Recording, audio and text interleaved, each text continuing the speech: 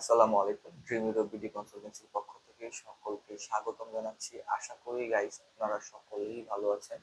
আপনাদের ভালোবাসায় এবং সকলের দোয়ায় আমাদের ড্রিম ইউরো বিডি যে ইউটিউব চ্যানেলটা এটা 5,000 সাবস্ক্রাইবারে পা দিতে যাচ্ছে। বন্ধুরা, আপনাদের সকলের ভালোবাসা এবং সাপোর্টের জন্য আপনাদের সকলকে অসংখ্য অসংখ্য ধন্যবাদ। 5,000 সাবস্ক্রাইবার হতে কিছু বাকি আছে, তো আশা করি আপনারা সকলেই আমার চ্যানেলটা সাবস্ক্রাইব করে ফেলবেন। তো আজকের এই ভিডিওতে আমি আলোচনা করব হাঙ্গেরি স্টুডেন্ট ভিসা নিয়ে। যারা 2026 সালে হাঙ্গেরি স্টুডেন্ট ভিসার জন্য অ্যাপ্লিকেশন করবেন তাদের জন্য এই ভিডিওটি খুবই ইনফরমেটিভ হতে যাচ্ছে, কারণ এই ভিডিওতে আমি আলোচনা করব 2024-25 সালে কোন কোন ইউনিভার্সিটিগুলোতে স্টুডেন্টরা অ্যাপ্লিকেশন করেছে এবং কোন ইউনিভার্সিটিগুলোতে ভিসা সাকসেস ভালো ছিল, এবং টোটালি 2024 এবং 25 সালে কত পার্সেন্ট ভিসা রেশিও ছিল, এবং যে স্টুডেন্টরা তারা হচ্ছে তাদের টিউশন ফি এবং তাদের ওভারঅল কস্ট কি পরিমাণ ছিল এবং কতটুকু সময় তাদের গিয়েছে এই ভিসাটা পেতে, হাঙ্গেরি ভিসা, এবং হচ্ছে যে ভার্সিটিতে অ্যাপ্লিকেশন থেকে শুরু করে টোটালি ফ্লাইট পর্যন্ত তারা কি কি ডকুমেন্ট আপনাদের লাগবে এবং কিভাবে আপনারা এম্বাসিতে এই ডকুমেন্টগুলো সাবমিট করবেন, কিভাবে অ্যাপয়েন্টমেন্ট নেবেন, এবং হচ্ছে যে কিভাবে স্টুডেন্টরা তাদের ইন্টারভিউ এর প্রিপারেশন নেবেন এবং ইন্টারভিউ কেমন হবে, এবং তাদের ভিসার ক্ষেত্রে যে সবচাইতে ইম্পর্টেন্ট সেটা হচ্ছে যে ডকুমেন্ট কি ডকুমেন্ট প্রোভাইড করলে হাঙ্গেরি কনসুলেট আপনাকে 100% ভিসাটা দিবে, টোটাল আলোচনা করব আজকের এই ভিডিওর মাধ্যমে। তবে ভিডিওটি যদি লম্বা হয়ে যায় তাহলে আমি এটার একটা নেক্সট পার্ট আমি আপনাদেরকে দিব এবং এটা এক পার্টের এই ভিডিওটিতে শেষ করব। চলুন ভিডিওটি শুরু করা যাক।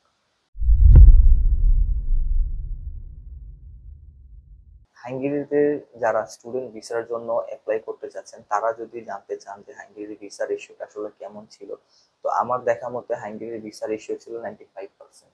এই 95%-এ যদি আপনি অ্যাপ্লিকেশন করতে চান তাহলে আমি বলবো যে আপনার স্টাডি গ্যাপ বেশি রাখা যাবে না, এবং হচ্ছে যে আপনার ইংলিশ স্কিলটা একটু ভালো হতে হবে। আর যদি আপনার আইএলটিএসটা থাকে তাহলে আপনার 100% হচ্ছে যে পসিবিলিটি আছে আপনার ভিসা হওয়ার। যাদের হচ্ছে ডকুমেন্টেশন একটু পারফেক্ট ছিল তারা সবাই 100% ভিসা পেয়েছে, এবং যাদের ডকুমেন্টেশন এবং ইংলিশের স্কিলটা একটু খারাপ ছিল তারা ভিসাটা পায়নি।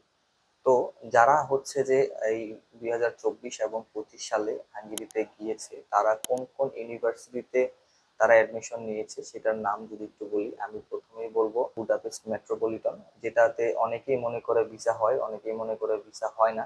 তো বুদাপেস্ট মেট্রোপলিটনে মোটামুটি ভালো ভিসা রেশিও আছে, কিন্তু অ্যাপ্লিকেন্ট যখন বেশি হয়ে যায় তখনই সমস্যাটা বাধে প্রত্যেকটা ইউনিভার্সিটির ক্ষেত্রে।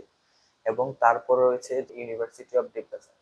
ইউনিভার্সিটি অফ ডেব্রেসেন হচ্ছে হাঙ্গেরির একটা অন্যতম ইউনিভার্সিটি, যে ইউনিভার্সিটিতে মোটামুটি ভালো রকমের সাবজেক্ট রয়েছে, হিউজ সাবজেক্ট। আপনারা চাইলে আপনাদের মন মতো সাবজেক্ট চুজ করতে পারেন এবং হচ্ছে যে সেখানে আপনার অ্যাপ্লিকেশন প্রসেস চালু করতে পারেন। এবং হচ্ছে যে তারপরে যদি আমি আরেকটা ইউনিভার্সিটির কথা বলি তাহলে হচ্ছে ওইকাল ইউনিভার্সিটি, যে ইউনিভার্সিটিতে টিউশন ফি মোটামুটি অ্যাফোর্ডেবল এবং হচ্ছে যে স্টুডেন্টরাও মোটামুটি সেটাতে সাকসেস পেয়েছে। ওইকাল ইউনিভার্সিটিরও সাকসেস রেটটা খুবই ভালো ছিল। এবং হচ্ছে আরেকটা যে ইউনিভার্সিটি সেটার নাম বলবো আমি জন বন নিউম্যান ইউনিভার্সিটি, সেটাতেও আপনারা অ্যাপ্লিকেশন করতে পারেন। সেটাতে এখন নতুন করে ভালো কিছু সাবজেক্ট অ্যাড করেছে। সেটার সাবজেক্টের ক্যাম্পাস, এটার দুইটা ক্যাম্পাস, প্রথম ক্যাম্পাস হচ্ছে আপনার ক্যাসকামেটে এবং সেকেন্ড ক্যাম্পাস হচ্ছে বুদাপেস্টে। নেক্সট যে ইউনিভার্সিটিটা সেটা হচ্ছে ইউ কলেজ। ইউ কলেজ হচ্ছে এটা একটা ভোকেশনাল কলেজ, যেখানে হচ্ছে যে আপনি 1 বছরের একটা ট্রেনিং এর জন্য যাবেন যে কোনো একটা প্রোগ্রামে। তাদের এখানে টাইলস এর কাজ, তারপর হচ্ছে মিস্ত্রি, ইলেকট্রিশিয়ান, বিভিন্ন কিছু প্রোগ্রাম রয়েছে। এই প্রোগ্রামগুলোতে যদি আপনি অ্যাটেন্ড করেন তাহলে 1 বছরের কোর্স করার পরে হচ্ছে তারা ইন্টার্নশিপ দিবে এবং ইন্টার্নশিপ থেকে আপনি চাইলে জব জয়েন করতে পারেন ইউ কলেজ থেকে। তো ইউ কলেজেও মোটামুটি ভালো সাকসেস ছিল, এবং হচ্ছে যে ইউনিভার্সিটি বেস সাকসেস রেটটা যে বেশি তা না, ভিসাটা দেয় হচ্ছে এমবাসি। আপনি যে কোনো ইউনিভার্সিটি চুজ করতে পারেন, এমন না যে শুধুমাত্র এই ইউনিভার্সিটি গুলাতে আপনার ভিসা হবে অন্য ইউনিভার্সিটি গুলাতে ভিসা হবে না, ব্যাপারটা মোটেও এমন না। শুধুমাত্র আপনি একটা জিনিস খেয়াল করবেন যে আপনি যে ইউনিভার্সিটিতে আপনি অ্যাডমিশন নিচ্ছেন তাদের অ্যাকোমোডেশনটা ঠিক আছে কিনা। যদি অ্যাকোমোডেশনটা ঠিক না থাকে তাহলেই হচ্ছে আপনার ভিসা রিলেটেড সমস্যা হতে পারে। আর যেটা মূল ব্যাপার সেটা হচ্ছে আপনার ডকুমেন্টেশন, যেমন হচ্ছে যে আপনার যে স্পন্সর আপনার বাবার যে বিজনেস, তারপর হচ্ছে সেটার যে একটা ব্যাংক স্টেটমেন্ট, আপনার বাবা যদি ফাইন্যান্সিয়ালি ভালো একটা ব্যাংক স্টেটমেন্ট দিতে পারে, তাহলে আমি মনে করি আপনার শতভাগ ভিসার রেশিওটা রয়েছে, আপনি 100% ভিসা পাওয়ার যোগ্যতা আপনি রাখেন। আর যেসব স্টুডেন্টরা চিন্তা করছেন যে আপনারা 4-5 বছর স্টাডি ক্যাব এবং হচ্ছে যে ব্যাংক স্টেটমেন্টেরও কোনো আতাপাতা নাই এবং ব্যাংক স্টেটমেন্ট আপনারা বিভিন্ন এজেন্সি থেকে সাপোর্ট নিয়ে কাজ করবেন, এইসব সাপোর্টিং ডকুমেন্ট দিয়েও হচ্ছে যে অনেক ক্ষেত্রে ভিসা হয় আবার হয় না। তো আমি বলবো যারা অ্যাকচুয়াল ক্লায়েন্ট তারা আপনাদের যা আছে তা দিয়ে প্রসেসিং করবেন এবং হচ্ছে যে ওইভাবে আপনারা ফাইলটা উঠানোর চেষ্টা করবেন। আর যদি আমি ইউনিভার্সিটির ইন্টারভিউর কথা বলি, আপনারা কিন্তু যখন ভার্সিটিতে অ্যাপ্লাই করবেন তখন কিন্তু আপনারা একটা এক্সাম নেবেন এবং সেই এক্সামে টিকার পরে হচ্ছে যে আপনাকে অফার লেটার দিবে। এক্সামটা যদিও খুবই ইজি, মোটামুটি হচ্ছে যে ইংলিশে মোটামুটি কথা বলতে পারলেই হচ্ছে যে সেখানে অফার লেটারটা তারা দিয়ে দেয় এবং অফার লেটার দেওয়ার পরে তারা হচ্ছে যে আপনাকে পেমেন্ট করার জন্য একটা অগ্রিম সময় দিবে। এবং যদি আপনি আর্লি বার্ড পেমেন্ট করেন সেক্ষেত্রে কিন্তু আপনি বিভিন্ন ইউনিভার্সিটিতে একটা ভালো ওইমারও পেয়ে যাবেন, একটা ভালো ডিসকাউন্ট পেয়ে যাবেন, যেটাতে আপনার টিউশন ফি প্রায় অনেকাংশে কমে আসবে। আপনাদের পেমেন্ট করার পরের যে কাজটা, তখন হচ্ছে যে আপনার ইউনিভার্সিটি আপনাকে ফাইনাল অ্যাকসেপ্টেন্স লেটার দিবে এবং ফাইনাল অ্যাকসেপ্টেন্স লেটারের সাথে আপনার অ্যাকোমোডেশন, আপনার একটা হেলথ ইন্স্যুরেন্স, এগুলো আপনাকে আপনার ইউনিভার্সিটি প্রোভাইড করবে এবং এই ডকুমেন্টগুলোর সাথে ফ্যামিলি স্পন্সরের যে ডকুমেন্ট, আপনার যে ব্যাংক স্টেটমেন্ট, এইগুলা সম্পূর্ণ রেডি করে আপনার অ্যাপয়েন্টমেন্টের জন্য আপনি রেডি। তো বিএফএস এর অ্যাপয়েন্টমেন্ট নিয়ে আপনি চলে যাবেন বিএফএস নাফি টাওয়ারে এবং সেখানে আপনি আপনার ফাইলটি সাবমিশন করবেন এবং হচ্ছে যে কনসুলেট গুলশান 2 এ আইকে কনকর্ড টাওয়ারে আপনি চলে যাবেন ইন্টারভিউ দেওয়ার জন্য লিফটের 5-এ। তো সেখানে যে ইন্টারভিউটা, সেটাও কিন্তু আপনার খুবই সুন্দরভাবে ইন্টারভিউটা দিতে হবে। আপনি একটা পরিপাটি, যেহেতু আপনি অ্যাজ এ স্টুডেন্ট, আপনি একটা পরিপাটি ভাবে হচ্ছে যে আপনি সেখানে আপনাকে নিজেকে প্রেজেন্ট করবেন এবং হচ্ছে যে ইন্টারভিউর ক্ষেত্রে তারা আসলে তেমন কোনো কিছু জিজ্ঞাসা করে না। ইন্টারভিউটা আসলে এতটা হার্ড বা এতটা অ্যাগ্রেসিভ হয় না, ইন্টারভিউটা খুবই ইজি। আপনারা ওখানে দেখবেন যে একজন বাঙালি রয়েছে এবং একজন হচ্ছে যে ফরেন কনসুলেট রয়েছে। আপনার হেজিটেশন করার কোনো দরকার নেই, শুধুমাত্র আপনাকে টুকিটাকি কিছু কোশ্চেন জিজ্ঞাসা করা হবে, সেগুলোর আপনি ফ্লুয়েন্ট অ্যান্সার দিবেন এবং প্রত্যেকটা কথা আপনাকে ইংলিশে বলতে হবে, আপনি বাংলায় কোনো কথা বলবেন না। আপনাদের এই ইন্টারভিউগুলো কিন্তু রেকর্ডেড হয়, আপনার ইন্টারভিউগুলো রেকর্ডেড, পাশাপাশি হচ্ছে যে হাঙ্গেরি থেকেও এগুলা মনিটরিং করা হয়। সো আপনি যদি ইন্টারভিউতে কোনো একটা ঝামেলা করেন তাহলে কিন্তু আপনার ভিসা রিজেক্ট হয়ে যাওয়ার সম্ভাবনা খুবই বেশি। তো আপনি কোনো ওয়ার্ড আপনি বাংলায় বলবেন না, যেহেতু আপনি একজন স্টুডেন্ট, আপনার প্রত্যেকটা ওয়ার্ডই আপনি ইংলিশে বলবেন। সবচাইতে ইম্পর্টেন্ট কিছু কোশ্চেন রয়েছে, সেটা হচ্ছে যে কেন আপনি হাঙ্গেরিতে যাবেন, আর কেন এই ইউনিভার্সিটি, কেন এই সাবজেক্ট, এবং হচ্ছে যে আপনি হাঙ্গেরিতে পড়াশোনা শেষ করার পরে আপনি কি করবেন। তখন আপনার অবশ্যই বলতে হবে যে আপনি বাংলাদেশে ফেরত আসবেন। তো এই বেসিক কিছু কোশ্চেনই আপনাদেরকে করা হবে এবং অনেকেই মনে করেন যে ঘন্টার পর ঘন্টা ইন্টারভিউ নিবে, আসলে ব্যাপারটা তা না। হয়তো বা 10 মিনিট, 15 মিনিট বা সর্বোচ্চ গেলে 20 মিনিট আপনার ইন্টারভিউটা হবে।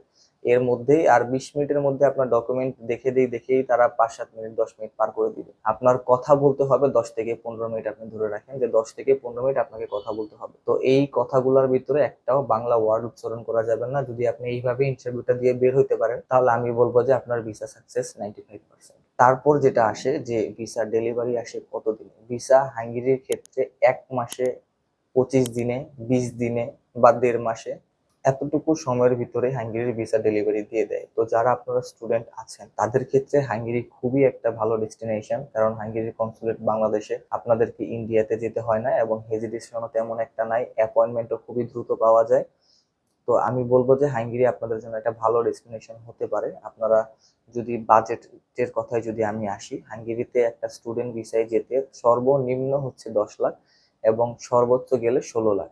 10 থেকে 16 লাখের মধ্যে আপনি যে কোনো ইউনিভার্সিটিতে আপনি অ্যাডমিশন নিয়ে আপনি হাঙ্গেরিতে চলে যেতে পারবেন। তবে হাঙ্গেরিতে যখন আপনি যাবেন, এই 10 থেকে 16 লাখ তো আপনার ইউনিভার্সিটি টিউশন ফি, ফ্লাইট খরচ বাবদ খরচ হয়ে গেল, বাট আপনাকে কিন্তু অবশ্যই 2000 ইউরো সমপরিমাণ একটা অ্যামাউন্ট আপনাকে সাথে করে নিয়ে যেতে হবে। এটা কিন্তু খুবই ইম্পর্টেন্ট। আপনি যে লাস্ট যে আপনার নিজের একটা ব্যাংক স্টেটমেন্ট দিবেন, এখানে কিন্তু দুইটা স্টেটমেন্ট হবে, একটা আপনার বাবার যে স্পন্সর, আর একটা হচ্ছে আপনার নিজের। তো আপনার অ্যাকাউন্টে অবশ্যই 2000 ইউরো সমপরিমাণ টাকা রাখতে হবে, যে টাকাটা আপনি আপনার সাথে করে হাঙ্গেরিতে নিয়ে যাবেন। তো এটা অবশ্যই আপনাকে দেখাতে হবে। আসলে ডকুমেন্টটি হচ্ছে মূলত হাঙ্গেরির ভিসা পাওয়ার মূল টেকনিক হচ্ছে ডকুমেন্ট। তো এই ডকুমেন্টগুলো যদি আপনারা ঠিকঠাক ভাবে রাখেন তাহলে অবশ্যই আপনার হাঙ্গেরিতে ভিসা হয়ে যাবে। এবং হচ্ছে যে আপনারা যে 2000 ইউরো সাথে করে নিয়ে যাবেন সেটা অবশ্যই আপনাকে নিতে হবে এবং সেটা বাজে রকম কোনোভাবে খরচ করা যাবে না। এবং আপনি যে হাঙ্গেরিতে যাওয়ার পরপরই জব পেয়ে যাবেন, আসলে ব্যাপারটা কিন্তু এমন মোটেও না। আপনি যাওয়ার সাথে সাথে জব পাবেন না। আপনাকে হাঙ্গেরিতে যাওয়ার পরে আগে টিআরসি নিতে হবে, টেম্পোরারি রেসিডেন্স পারমিট। যে কার্ডটা নেওয়ার পরে হচ্ছে যে আপনি জবের জন্য এলিজিবিলিটি হবেন এবং হচ্ছে যে জবের জন্য অ্যাপ্লাই করতে পারবেন। তো হাঙ্গেরিতে যদি আপনি জব করতে যান, জবের বেসিক স্যালারি আপনাদের জন্য, যেহেতু আপনারা স্টুডেন্ট, পার্ট টাইম জব করে আপনারা মান্থলি 6 থেকে 700 ইউরো আর্ন করতে পারবেন। এর বেশি আপনারা আর্ন করতে গেলে আপনাদের পড়াশোনার ক্ষতি হবে এবং পড়াশোনা আপনারা করতেই পারবেন না, সেমিস্টার ড্রপ হবে, দিন শেষে হাঙ্গেরি ছেড়ে আপনাদেরকে পালাতে হবে। তো হাঙ্গেরি ছেড়ে আপনারা যারা স্টুডেন্ট যাবেন কখনোই এই ইন্টেনশনটা নেবেন না যে হাঙ্গেরি ছেড়ে আপনারা পালিয়ে যাবেন, এবং এই ইন্টেনশনটা আপনারা কখনো রাখতে পারবেন না যে আপনি হাঙ্গেরিতে স্টুডেন্ট ভিসায় গিয়ে নিজের পড়াশোনার খরচও চালাবেন এবং হচ্ছে যে দেশেও টাকা পাঠাবেন। এটা সম্ভব না। আপনি হাঙ্গেরিতে গিয়ে নিজের পড়াশোনার খরচ চালাতেই আপনার হিমশিম খেয়ে যাবেন এবং হচ্ছে যে নিজের পড়াশোনার খরচ এবং নিজের পকেট খরচ এই সব কিছু চালিয়ে আপনার হাঙ্গেরিতে থাকাটা খুবই একটা চ্যালেঞ্জিং হয়ে যাবে, যাদের ফাইন্যান্সিয়াল অবস্থাটা একটু খারাপ, যারা দেশ থেকে টাকা নিতে পারবে না। আর যারা হচ্ছে যে দেশ থেকে টাকা নিতে পারবে, তাদের বাবা মা তাদেরকে ওইভাবে সাপোর্ট দিতে পারবে, আমি মনে করি যে তাদের জন্য হাঙ্গেরি ইজ ওয়েল। তো যারা ওই ইন্টেনশনটা নিচ্ছেন যে আপনারা আপনাদের নিজেদের ইনকাম দিয়ে আপনাদের পকেট খরচ চালাবেন, পাশাপাশি হচ্ছে যে আপনাদের ইউনিভার্সিটি টিউশন ফিও প্রোভাইড করবেন, আপনাদের জন্য কিন্তু খুবই চ্যালেঞ্জিং, এতটা ইজি না হাঙ্গেরিতে গিয়ে স্টুডেন্ট ভিসায় করে কাজ চালানো। যারা মোটামুটি আসলে নিজের প্রতি একটা বিশ্বাস আছে, আস্থা আছে এবং হার্ড ওয়ার্কার, তারাই পারবে হচ্ছে যে এই কাজটা করতে। এবং এছাড়া এটা যারা পারে না তারা বেশিরভাগই হচ্ছে যে পড়াশোনা ফেলে তারা এই হাঙ্গেরি ত্যাগ করে অন্যান্য বিভিন্ন সেনজেন কান্ট্রিতে গিয়ে তারা অ্যাসাইলাম নিয়ে ফেলে। তো এই কাজটা আপনারা করলে আপনাদের নিজেদের ভবিষ্যতে আপনারা নষ্ট করবেন।